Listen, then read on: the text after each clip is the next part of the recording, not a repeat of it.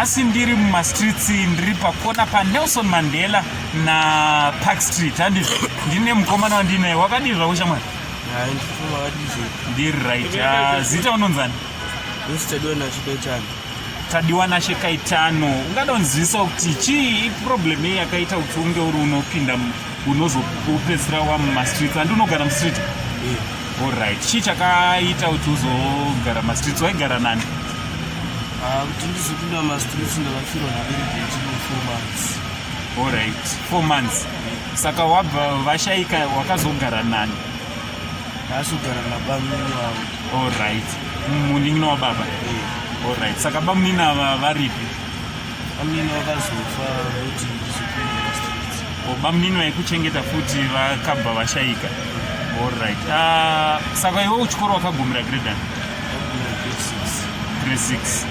Alright, so ndezvipi zvaungada kukumbira kuvabereki kunze uku vangada kubatsira? Ndezvipi zvaungada kuti vabereki dai vandibatsirawo nezvizvo? Ndakachitokumbira kubatsira kuti kana kana ndikwanisa kuendesa kuchikoro nditokumbira. What? Ndakachikumbira kuti kana kana ndikwanisa kuendesa kuchikoro. Alright. Ndakachitokumbira. Alright, unodawo kungoti uenderewo mberi nechikoro. Zvoti ukaona anokubhadharira chikoro ungatoda kutoenda kuchikoro? Nokuti life yangu kurarama inorwadza. Ndechikugara street. Ndorara ndisina kudya, ndorara ndisina fuka.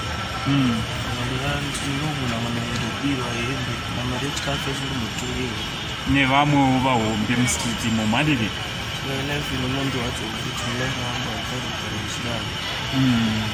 Alright, so ndinofunga muri ngozvinzwirawo ndine mukomana anonzi Tadiwa Kaitano noyo ari kuti zvone anoda kubvawo mastreets. So ndichida kutenda mapartners eSaint TV vari kusapota Saint TV kuti tinge tiri tinobvisa vana mastreets. Ndinaye mukomana akasvika ari panapa anoda kuenda kuchikoro. Handiti? So just make a difference in someone's life nekungosapota. Handiti? Kune vanenge vachida kunge vari batsira mukomana ari panapa, phone number ndo dzandaisa pazasi panapa dziripo, unotifonera. You can call us or even WhatsApp us. Handiti?